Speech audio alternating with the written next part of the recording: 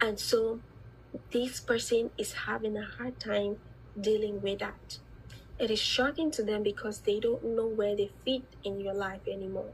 They don't know whether you still think about them. They don't know if you've completely let go. That uncertainty quietly follows them.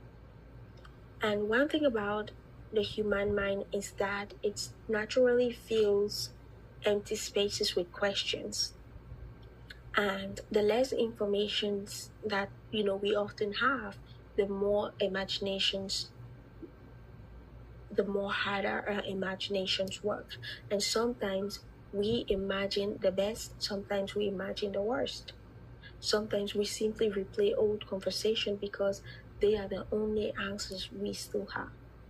That is why silence can become more emotionally exhausting. It leaves people with nothing but their own thoughts. One of the greatest misconceptions about healing is that it means forgetting someone. That is not what real healing is, right? Healing isn't losing your memories. It is losing the emotional chains attached to those memories. You remember quite all right, but you no longer live there. There is freedom in that. There was a season when your entire emotional world revolved around what someone else was doing. Now your emotional world revolves around what God is doing inside you. That's an incredible transformation. I have been there, and the Lord transformed my life so heavily, and I'm forever grateful.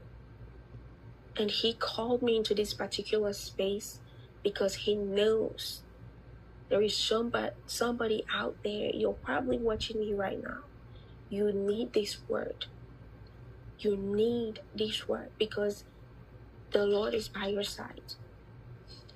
Because these people no longer have direct access to your life, they are beginning to ask a lot of questions.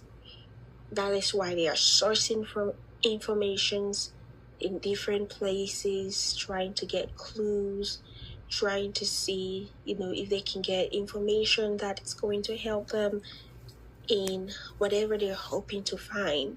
But where you are right now is the best space, and the Lord has a purpose and a plan for you, and you should definitely not be backtracking.